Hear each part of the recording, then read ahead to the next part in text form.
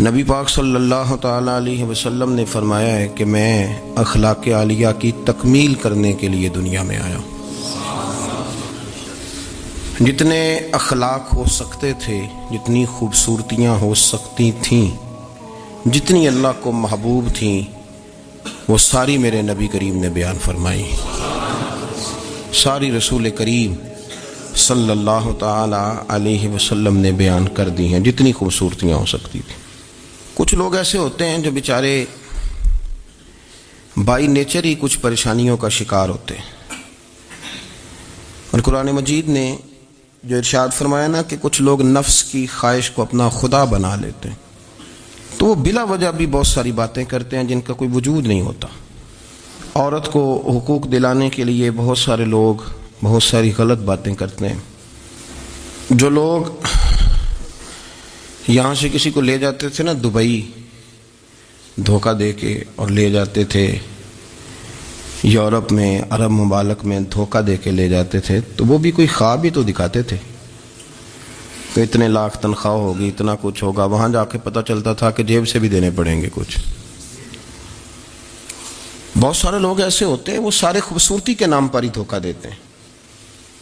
آپ کو پتہ ہے کہ جو آدمی کسی کو لالچ دیتا ہے تو کسی کو لوٹنے کے لیے اسے لالچ دینا بڑا ضروری ہوتا ہے۔ لوگ پہلے لالچ دیتے ہیں پھر لوٹتے ہیں، پہلے مکمل لالچ دیتے ہیں، یہ چیز مل جائے گی، یہ چیز مل جائے گی۔ لوگ مکمل لالچ دیتے ہیں، اس کے بعد پھر لوٹتے ہیں۔ اور اگر لالچ نہ دیں تو کوئی آدمی قابو آئے گا؟ لوگ لوٹتے ہیں لالچ دے کر۔ اچھا، اب وہ جو جس کو لالچ دیا جا رہا ہوتا ہے وہ کہہ رہا ہوتا ہے کہ نہیں نہیں تمہیں نہیں پتا، وہ اس وقت ماننے کو تیار نہیں ہوتا۔ وہ کہتا ہے اتنی خوبصورت باتیں کر رہا ہے، اتنی اچھے پیغام دے رہا ہے، تم میرے دشمن ہو، تم مجھے منع کر رہے ہو۔ ہوش تب آتی ہے کہ جب سب کچھ لٹ جاتا ہے۔ عورت کو ویسے بھی قابو کرنا بڑا آسان ہوتا ہے۔ اعلیٰ حضرت بریلوی رحمۃ اللہ علیہ فرماتے ہیں بیٹیاں نازک شیشیاں ہوتی ہیں، ان کو تو ذرا سی چوٹ لگے تو ٹوٹ جاتی ہیں۔ دیکھیں کتنا بڑا جملہ کہا بریلی کے امام نے، نازک شیشیاں ہیں۔ ذرا کوئی آدمی گمراہ کرتا ہے، ذرا خراب کرتا ہے۔ اب دیکھیں نا، یہ جو بچیوں کو بچے مس گائیڈ کرتے ہیں، انہیں بڑے بڑے خواب دکھاتے ہیں، وہ بیچاری ماں باپ کو چھوڑ کے، بہن بھائی کو چھوڑ کے اس کے ساتھ شادی کرتی ہے، پھر جو اس کا بعد میں حشر ہوتا ہے، آپ ادلیاں نو سردار پہن تکے تے شرما والیاں نو جھوٹے ڈولیاں دے۔ پھر وہ بیچاری ماں باپ رکھتے نہیں، وہ ظلم کرتا ہے، تو کتنی بڑی تکلیف میں وہ بچی آ جاتی۔ نازک شیشی ہوتی ہے نا تو ٹوٹ جاتی۔ یہی حال اب جدید خواتین اور یہ جو کچھ اینکر پرسن ہیں، یہ اصل میں نا یہ آپ کو سیاست سکھاتے ہیں، لیکن یہ مادر پیدر آزاد لوگ ہیں، بالکل آزاد۔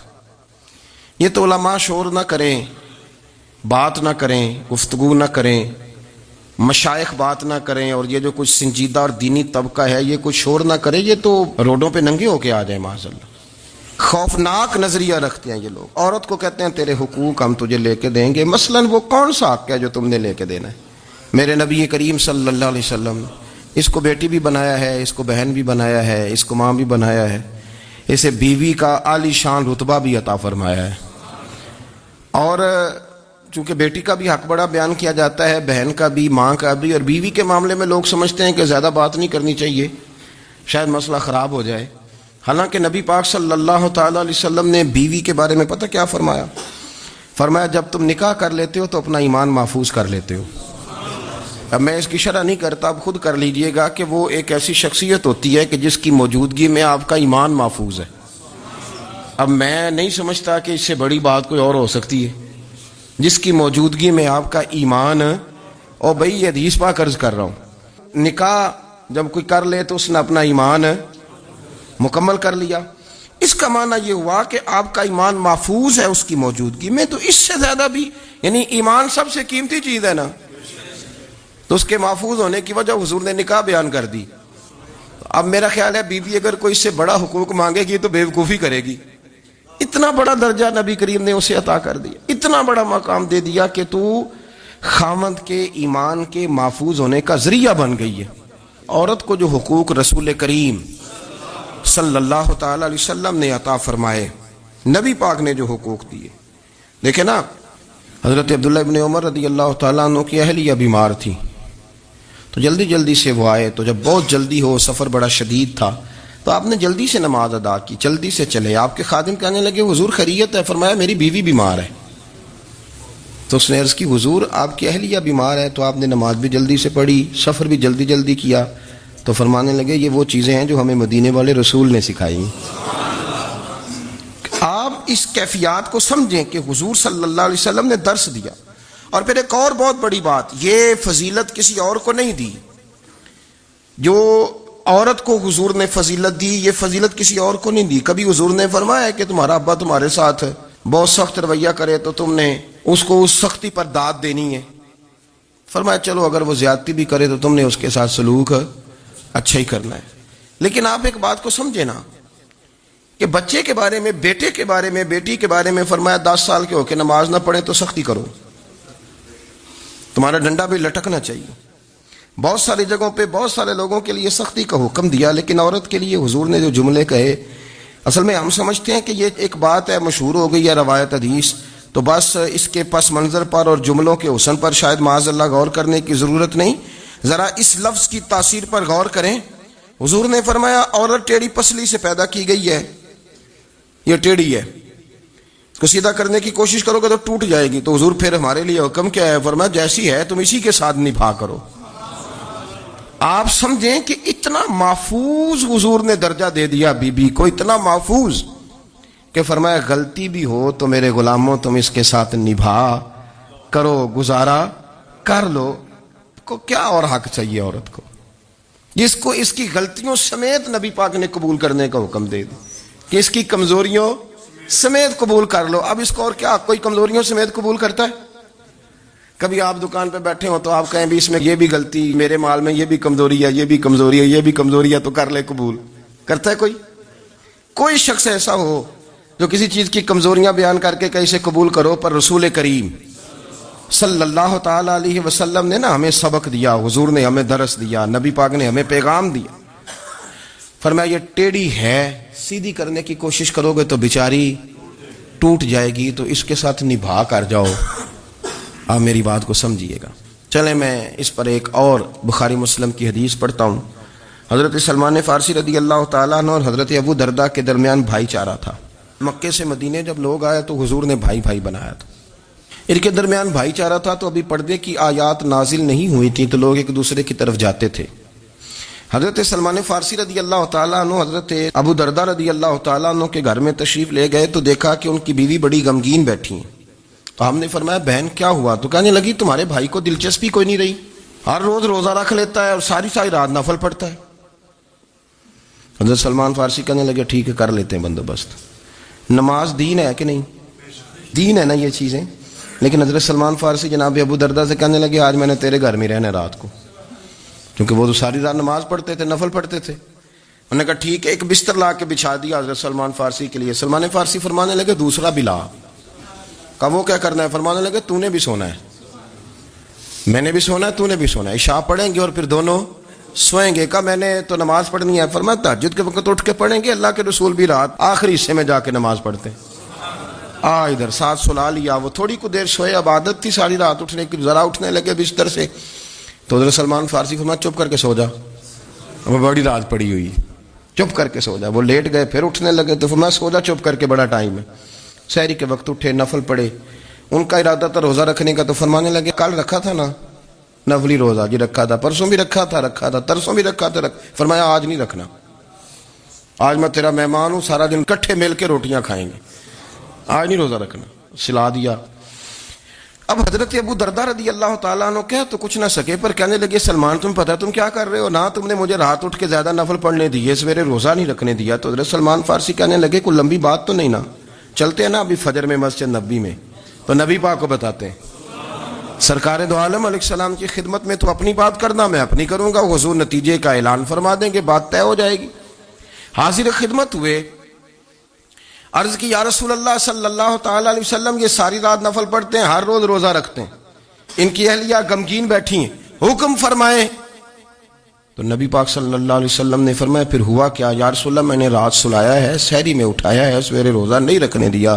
نبی پاک نے فرمایا سلمان فارسی نے ٹھیک کیا ہے، سلمان فارسی نے ٹھیک کیا۔ پھر حضور نے فرمایا، نبی کریم نے فرمایا ابو درداء تیرے اوپر اگر اللہ کا حق ہے، اس کے رسول کا حق ہے، دین کا حق ہے، تو فرمایا تیری آنکھ کا بھی تیرے اوپر حق ہے، تیرے وجود کا بھی تیرے اوپر حق ہے۔ یہ حضور نے فرمایا تیرے بچوں کا بھی تیرے اوپر حق ہے، تیری بیوی کا بھی تیرے اوپر حق۔ اس حق کو بھی سمجھے، حقوق اللہ بھی ہیں، پر تیری آنکھ کا بھی تیرے اوپر کیا مانا کہ تیری آنکھ سونا چاہتی ہے تو اسے سلا بھی، تیرے وجود کا بھی تیرے اوپر حق ہے، تو تیرا وجود آرام کرنا چاہتا ہے تو اسے آرام بھی کرا۔ اور پھر وہاں نبی پاک صلی اللہ علیہ وسلم نے فرمایا میں تم سب، سننا یہ لفظ حدیث کے، حضور نے اسی موقع پر فرمایا میں تم سب سے زیادہ اپنے رب کو جانتا ہوں اور میں تم سب سے بڑھ کر اپنے رب سے ڈرتا ہوں۔ حضور فرمانے لگے میں روزہ بھی رکھتا ہوں، افطار بھی کرتا ہوں، یعنی کبھی رکھتا ہوں اور کبھی نہیں رکھتا۔ فرمایا میں نفل بھی پڑھتا ہوں اور اپنی بیویوں کو وقت بھی دیتا ہوں۔ سرکار مسجد میں بھی آتے تھے، نواسوں کے ساتھ کھیلا بھی کرتے، ان کے ساتھ پیار بھی کرتے۔ تو اتنے بڑے حقوق حضور نے بیان فرمائے عورتوں کے کہ تمہاری بیوی کا بھی تمہارے اوپر۔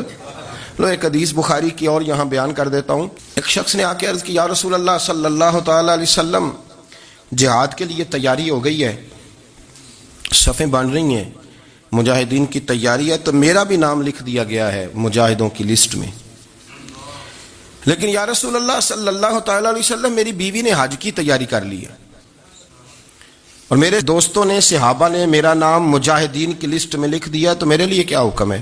یہ بخاری مسلم ہے۔ تو نبی پاک صلی اللہ تعالی علیہ وسلم نے فرمایا جہاد پہ کوئی اور چلا جائے گا تو بیوی کے ساتھ حج کرنے جا، اسے محرم کی ضرورت ہے، وہ تیرے بغیر کیسے جائے گی؟ مجاہدین کو تو اور مجاہد مل جائے گا، پر تو اپنی بیوی کے ساتھ جانا۔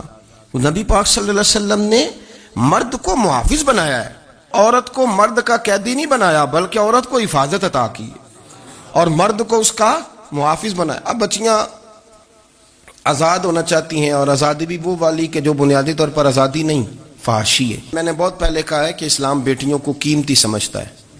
جس بندے کے پاس 20 تولے سونا ہو وہ چوک میں لے کے نہیں آتا، وہ قیمتی چیز ہے، اس نے چھپا کے رکھی ہوتی ہے۔ تو جو نبی پاک صلی اللہ علیہ وسلم کا کلمہ پڑھنے والے بیویاں، اسلام انہیں قیمتی سمجھتا ہے، کہتا ہے کہ تم قیمتی ہو لہذا گھر کے اندر رہو، تم باہر نہ ہو۔ لیکن عورتیں ہیں کہ ان کو بلا وجہ لوگ خراب کر دیتے ہیں اور بلا وجہ وہ اس مغالطے کا شکار ہو جاتی ہیں۔ اب آگے بڑھتے ہیں۔ قرآن مجید نے سورہ نور کی آیت نمبر 30 میں کہا کہ کل للمؤمنین یغضوا من ابصارہم، فرمایا کہ اے محبوب علیہ السلام مومن مردوں سے کہہ دو کہ اپنی نظریں جھکا کے رکھیں، اپنی نظریں۔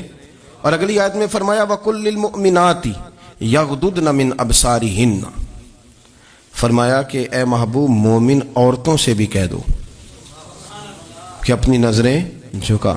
مرد بھی اپنی نظر جھکا کے رکھے گا عورت کی طرف، لیکن یہ ساری پابندی صرف مرد پر نہیں، عورت بھی غیر محرم کا چہرہ نہیں دیکھے گی، اس پر بھی اسی طرح نظر جھکانے کا حکم ہے جس طرح کہ وہ ہر دکاندار کو بھائی جان کہہ کے گفتگو کرنے کی اس کو بھی اجازت نہیں ہے کہ وہ سمجھے کہ پابندی تو مرد نے کرنی تھی، میں نے تھوڑی کرنی تھی۔ وہ جس کے پاس جائے، جہاں بھی جائے، ڈاکٹر کے پاس جائے، باہر جائے، تو وہ جس طرح مرضی اس کا دل چاہے وہ بات چیت کرے، اس کی عورت کو بھی اجازت اسلام نہیں دیتا۔ بنیادی طور پہ اسلام شرم و حیا کا دین ہے، حیا کی بات کرتا ہے۔ حیا کی جب ہم تعریف کرتے ہیں تو حیا کی تعریف یہ ہے کہ کوئی کبھی چیز دیکھ کے نا تو آپ کی طبیعت میں کراہت محسوس ہو، آپ کوئی غلط جملہ منہ سے نکالتے ہوئے ذرا جھجکیں، آپ کوئی غلط بات کرتے ہوئے تھوڑا بوجھ محسوس کریں۔ ہمارے ہاں تیزی سے فروغ پایا ہے بے حیائی میں، سنگیوں کی محفلیں، یاروں کی محفلیں، اس میں غلیظ گفتگو ہوتی ہے، الا ماشاء۔ جن دوستوں کو بڑی پاک صاف گفتگو کرنی چاہیے، دوستی کا رشتہ بڑا مقدس رشتہ ہے، جو یہاں ایک دوسرے سے پیار کریں گے جنت میں بھی اکٹھے داخل کیے جائیں گے۔ شرط یہ ہے کہ پیار اللہ رسول کی رضا کے لیے ہو، لیکن اس کے اندر اگر آپ کی گفتگو کچی ہو، کمزور ہو، فحاشی والی ہو، عریانی والی ہو، وہ ہمارے ہاں تو اب اس کو لوگ فیشن سمجھتے ہیں، اس کو مردانگی کی علامت سمجھتے ہیں کہ وہ جی ساری باتیں جی وہاں ہو گئیں، اور جس کا جو جی چاہا اس نے کہا۔ آپ جب حیا کے دائرے میں ہوتے ہیں تو آپ خود بھی سکون محسوس کرتے ہیں۔ دیکھیں نا، آپ کو نیند سکون سے کہاں آتی ہے؟ جہاں کمرہ بند ہو، چاروں جانب دیوار ہے، اوپر چھت ہے، خالی دروازہ بھی کھلا ہوا ہو نا، تو جب بندہ سکون لینا چاہتا ہے تو کہتا ہے یار ذرا دروازہ ذرا بند کر دو. وہ اچھی طرح اپنے آپ کو چھپا لیتا ہے نا حیا کے پردے میں، تو اللہ اسے سکون عطا کرتا ہے. اور جو اس سے بھی زیادہ ٹھنڈی نیند میں جانا چاہتا ہے وہ کہتا ہے لائٹ بھی بند کر دو. اب وہ مکمل طور پہ سمجھتا ہے کہ میں چاروں جانب سے چھپ گیا ہوں، اگر میں کھول کے بھی سو جاؤں گا تو میرا چونکہ پردہ قائم ہے تو مجھے کوئی دشواری نہیں ہوگی. آپ جب چھپ جاتے ہیں، جب آپ حیا کے اندر سمٹ جاتے ہیں، جب آپ چادر کے اندر آ جاتے ہیں تو آپ بہت ساری جگہوں پہ آسانی محسوس کرتے ہیں. تو حیا تو آپ کو سکون دیتی ہے، حیا تو دل کو راحت دیتی ہے. میں بڑی ذمہ داری سے بات عرض کرتا ہوں، قرآن مجید نے نا ایک مقام پہ مذاق کو، ایک مزاح ہوتا ہے خوش طبی، وہ نہیں مذاق اڑانا. قرآن پاک نے نا مذاق کو ایک جگہ پہ جاہلوں کا طریقہ بھی قرار دیا ہے. بنی اسرائیل کے لوگوں سے حضرت موسیٰ نے کہا کہ گائے ذبح کرو اور ایک ٹکڑا مقتول کو مارو، زندہ ہو کے خود بتا دے گا مجھے کس بندے نے قتل کیا. تو کہنے لگے آپ ہمارے ساتھ مذاق کر رہے ہیں. تو قرآن مجید کہتا ہے کہ حضرت سیدنا موسیٰ علیہ السلام فرمانے لگے اعوذ باللہ ان اکون من الجاہلین، فرمانے لگے میں اللہ کی پناہ مانگتا ہوں کہ میں جاہلوں میں سے ہو جاؤں. یہ مذاق کرنا تو جاہلوں کا طریقہ ہے. اگر آپ کی زبان سے بے حیائی کا جملہ نکل گیا، اگر آپ کی زبان سے بے حیائی کا جملہ نکل گیا، آپ نے کہہ دیا کہ ہم آزاد لوگ ہیں، جو مرضی کریں گے، جو مرضی کہیں گے، جو ہمارا دل میں آئے گا کریں گے، تو پھر تو لوگ آپ کا وہ حشر کریں گے کہ آپ سے برداشت ہی نہیں ہوگا.